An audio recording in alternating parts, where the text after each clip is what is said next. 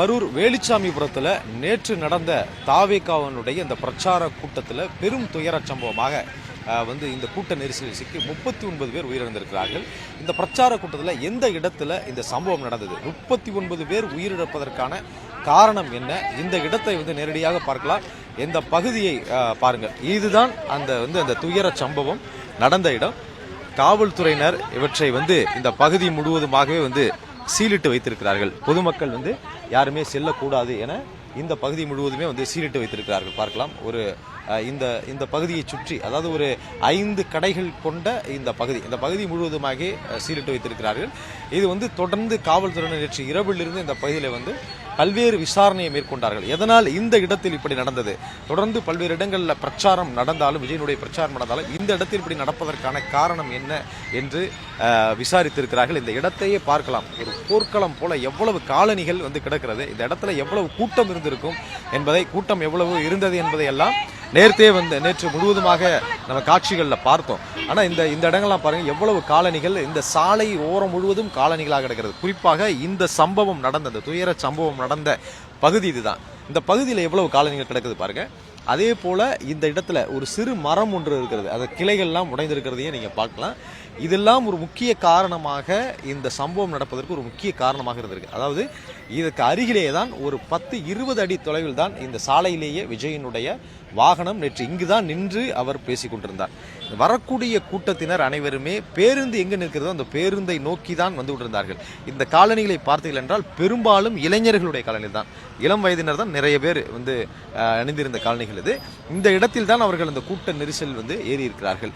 இந்த இடத்துல குழந்தைகள், பெண்கள் எல்லாமே இந்த ஒரு தகர மேற்கூரை இருக்கிறது அல்லவா, இந்த கடைகளுக்கு வெளியில் தான் குழந்தைகள், பெண்கள் பலர் இருந்தார்கள். இவர்கள் இந்த இடத்தில் தான் சிக்குண்டு இந்த துயர சம்பவம் நடந்திருக்கிறது. முக்கியமாக நம்ம பார்க்கலாம், இந்த பகுதியில் கழிவுநீர் கால்வாய் ஒன்று ஒரு சில இடங்களில் மூடப்பட்டு ஒரு சில இடங்களில் மூடப்படாமல் இருப்பதை அந்த காட்சிகளில் பாருங்கள். ஒரு சில இடங்கள் மூடப்படாமல் இருக்கிறது, சரியாக அந்த மேலே அதற்கான அந்த தளம் அமைக்கப்படாமல் அது இருந்திருக்கிறது. அந்த முழுவதும் இதுதான் ஒரு முக்கியமான காரணமாக போலீசாரினுடைய விசாரணையில் தெரிய வந்திருக்கிறது. குறிப்பாக இந்த அலை போன்று இந்த கூட்டம் அப்படியே தள்ளி தள்ளி வர, அந்த பேருந்திலிருந்து அலை போன்று கூட்டம் அப்படியே தள்ளும் பொழுது இந்த மரம், அருகில் இருக்கக்கூடிய அந்த மரம், இந்த தகர மேற்கூரை, அவ்வளவாக வலுவே இல்லாத தகர மேற்கூரையில் எல்லாம் சிலர் ஏறி நின்றிருக்கிறார்கள். அப்பொழுது அந்த கூட்டம் அலைமோதியவுடன் இந்த தகர மேற்கூரை அதனுடைய இந்த தகர மேற்கூரையை தாங்கி நின்ற அந்த கம்பங்கள் எல்லாமே சரிந்திருக்கிறது, உடனடியாக சாய்ந்திருக்கிறது. அந்த மரக்கலையில் இருந்தவர்களும் முறிந்து கீழே விழுந்திருக்கிறார்கள். கீழே விழுந்தபோது இந்த கூட்டத்தினரை அதே வேகத்தில் அங்கிருந்து அலை போன்று வந்த கூட்டம் சாலையினுடைய 2 பகுதியிலும் மோதியது. அதே போலதான் இந்த எல்லை நோக்கி, இந்த பகுதியை நோக்கி கூட்டம் தள்ளியதும் இந்த பகுதியில் நின்றிருந்த பெண்கள், குழந்தைகள் என இந்த பகுதியில் தான் நின்றிருந்தார்கள். அதாவது வெயிலுக்காக இந்த இடத்தில் தான் அவர்கள் பலர் இங்கே இருந்திருக்கிறார்கள் என்று நேற்று மதியம் முதலே அவர்கள் இங்கே இருந்திருக்கிறார்கள். அப்படி இந்த பள்ளத்தில் தான், இங்கே இருக்கக்கூடிய அந்த பள்ளத்தில் தான் அவர்கள் கால் வைத்து முதலில் இடறி விழுந்திருக்கிறார்கள். அப்படி நின்ற பெண்கள், அந்த கூட்டத்தினர் இந்த பள்ளத்தில் கால் வைத்தவுடன், பின்னால் தள்ளிய போது பள்ளத்தில் கால் வைத்தவுடன் அப்படியே இடறி விழுந்திருக்கிறார்கள். விழுந்தபோது அந்த கூட்டத்தினர் மேல் தான் விழுகிறார்கள். அடுத்தடுத்து அவர்கள் மீது கூட்டம் தள்ளிய போது நிலை இல்லாமல் ஒருவர் மீது ஒருவர் விழுந்திருக்கிறார்கள். இந்த இடத்துல இது போன்ற ஒரு சம்பவம் நடப்பதற்கு இதுதான் காரணம். ஒருவர் மீது ஒருவர் விழுந்ததும் உள்ளே அந்த கூட்டத்திலே சிக்கிக் கொண்டவர்கள் இங்கிருந்து அந்த கூட்டத்தினை தப்பிப்பதற்காக அவர்கள் மீது ஏறி அப்படியே வெளியில் வந்தவர்கள், இப்படி இந்த கூட்டத்தில் சிக்கிக்கொண்ட பெண்கள், குழந்தைகள் என 39 பேர் இந்த இடத்தில் தான் அவர்கள் உயிரிழந்திருக்கிறார்கள். பெரும் துயர சம்பவம் நடந்த ஒரு இடமாக இந்த இடம் இருக்கிறது.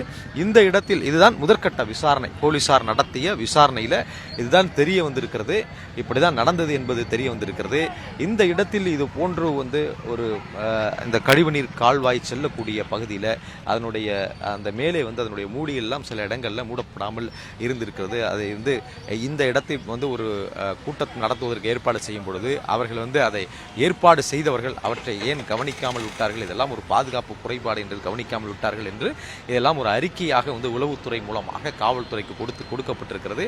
அடுத்த கட்டமாக இந்த விவகாரம் தொடர்பாக விசாரணை கமிஷன் அமைக்கப்பட்டிருக்கக்கூடிய நிலையில் இவற்றை எல்லாம் இந்த இடத்தில் ஆய்வு செய்து அதற்கு பிறகுதான் இந்த இடத்தில் முழுமையாக இவற்றையெல்லாம் அகற்றுவார்கள். விசாரணை கமிஷன் அமைக்கப்பட்டிருக்கக்கூடிய நிலையில் அந்த ஓய்வு பெற்ற நீதிபதி நேரில் வந்து ஆய்வு செய்ய வேண்டும். காவல்துறை உயரதிகாரிகள் இல்லை இது தொடர்புடைய விசாரணை குழு, காவல்துறையுடைய விசாரணை குழு நேரடியாக வந்து ஆய்வு செய்ய நேற்று இரவு முதலே வந்து உளவு பிரிவைச் சேர்ந்த பல அதிகாரிகள் நேரடியாக வந்து இந்த பகுதியிலே வந்து ஆய்வு செய்து விட்டார்கள். சம்பவம் நடந்த இந்த பகுதியிலே ஆய்வு செய்து விட்டார்கள்.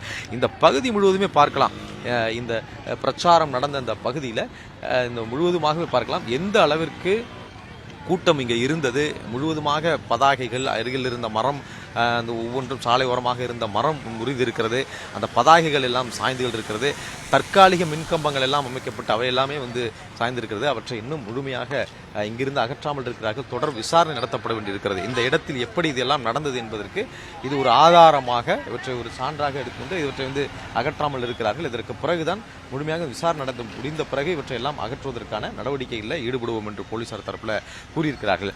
அது மட்டும் இல்லாமல் காவல்துறை ஒரு அறிக்கையை கொடுத்திருக்கிறார்கள். காவல்துறை கொடுத்திருக்கக்கூடிய அந்த அறிக்கையில் இந்த இடத்தில் ஒரு 20,000 பேருக்கு அனுமதி வந்து அவர்கள் கேட்டிருந்தார்கள். ஆனால் அளவுக்கு அதிகமான கூட்டம் வந்தது என்று தெரிவித்திருக்கிறார்கள். அது குறித்து காவல்துறை தரப்பிலே விசாரிக்கும் பொழுது அளவுக்கு அதிகமான கூட்டம் என்றால் ஒரு 75,000 1 லட்சம் வரை கூட்டம் இந்த அருகிலேயே இருக்கக்கூடிய கரூர் ரவுண்டானாவிலிருந்து இந்த பகுதி முழுவதும் அவ்வளவு பேர் நிறைந்திருப்பதற்கான வாய்ப்புகள் இருக்கிறது என்று காவல்துறை தரப்பில் கூறப்படுகிறது. அப்படி வந்து அதனால்தான் இந்த கரூர் ரவுண்டானாவிலிருந்து இந்த பகுதிக்கு வருவதற்கே 1 மணி நேரம் எடுத்தது. இங்கிருந்து நம்ம தெரியக்கூடிய தொலைவு தான் கரூர் ரவுண்டானா, ஒரு 800 மீட்டர் தொலைவு தான் கரூர் ரவுண்டானா. அந்த கரூர் ரவுண்டானாவிலிருந்து இந்த பகுதிக்கு வருவதற்கு 1 மணி நேரத்திற்கு மேலே ஆனது. விஜயனுடைய வாகனம் வருவதற்கு காவல்துறை தான் அவற்றை வந்து உள்ளே வந்து அந்த கூட்டத்தினரை அகற்றி இங்கே கொண்டு வந்து நிறுத்தினார்கள். இந்த இடத்தில் தான் வந்து அவர்கள் வந்து அமைத்திருந்த கேமரா எல்லாமே இங்கே தான் இருக்கிறது. இந்த இடத்தில் பேசினால்தான் வந்து அதை வந்து நேரலையாக செல்ல முடியும் என்பதனால அந்த பேருந்தை இங்கு கொண்டு வந்து தான் வந்து நிறுத்தி வந்து அவர் பேச வேண்டும் என்பதனால 1 மணி நேரத்திற்கு மேலே இந்த கூட்டத்தை கலைத்து கொண்டு உள்ளே வந்தது. இந்த கூட்டம் கூடுவதற்கு என்ன காரணம், இவ்வளவு பெரிய கூட்டம் வந்து கூடுவதற்கு என்ன காரணம் என்று வந்து பார்த்தோம் என்றால் காவல்துறை சொல்லக்கூடிய விளக்க அறிக்கையில் ஒரு விஷயத்தை வந்து குறிப்பிடுகிறார்கள். அதாவது இவர்கள் வந்து மாலை 3 மணியிலிருந்து 10 மணி வரை இந்த நேரத்திற்குள் கரூரிலே இந்த பிரச்சாரம் மேற்கொள்வதற்கு அனுமதியை வந்து கேட்டிருந்தார்கள். ஆனால் தாவேகா தனது சமூக வலைதள கணக்குகளில் அவர்கள் வந்து பதிவிட்டிருந்தது 12 மணிக்கு இங்கே பிரச்சாரம் நடத்த போவதாக அவர்கள் பதிவிட்டிருக்கிறார்கள் என்று காவல்துறை ஒரு குற்றச்சாட்டாக அவற்றை தனது விளக்க அறிக்கையிலே குறிப்பிட்டிருக்கிறார்கள். இப்படி முன்னதாக அவர்கள் வந்து பிரச்சாரம் மேற்கொள்வதாக எங்களிடம் ஒரு அனுமதியை கேட்டுவிட்டு முன்னதாகவே இந்த பிரச்சாரம் நடக்கிறது என்று அவர்கள் வந்து சொல்லதன் மூலமாக இது வந்து இந்த கூட்டத்தினர் வந்து முற்பகலிலேயே வந்து விட்டார்கள். அதாவது 10 மணிக்கு பிறகிலிருந்தே இந்த பகுதிக்கு கூட்டம் வந்து கூட தொடங்கியது என்று காவல்துறை வந்து தெரிவித்திருக்கிறது. இதன் காரணமாக தொடர்ந்து கூட்டம் இந்த பகுதியில் அதிகமாக வந்தது. ஆனால் அவர் 7-10 மணிக்கு தான் வந்தார். 12 மணி அளவிலே வந்து இங்கே வருவார்கள், 12 மணி அளவிலே இங்கே பேசுவார் என்று அறிவித்துவிட்டு 7-10 மணிக்கு தான் விஜய் இந்த இடத்திற்கு வந்தடைந்தார் என்று காவல்துறை அந்த விளக்க அறிக்கையிலே குறிப்பிட்டிருக்கிறார்கள். அதே போல காவல்துறை பொறுத்தவரை பாதுகாப்புல இங்க 350 போலீசார் வந்து ஈடுபட்டார்கள் எனவும் அவரே வந்து நேற்று மேடை, அதாவது இந்த பேருந்தின் மீது ஏறி முதலில் காவல்துறைக்கு தான் நன்றி தெரிவித்தார். அவர்கள் இல்லை என்றால் இங்கே கொண்டு வந்து எங்க வாகனத்தை இங்கே கொண்டு வந்திருக்க முடியாது என்று காவல்துறைக்கு தான் விஜய் நன்றி தெரிவித்தார் என்பதையும் குறிப்பிட்டு அந்த அறிக்கையை காவல்துறை வந்து கொடுத்திருக்கிறது.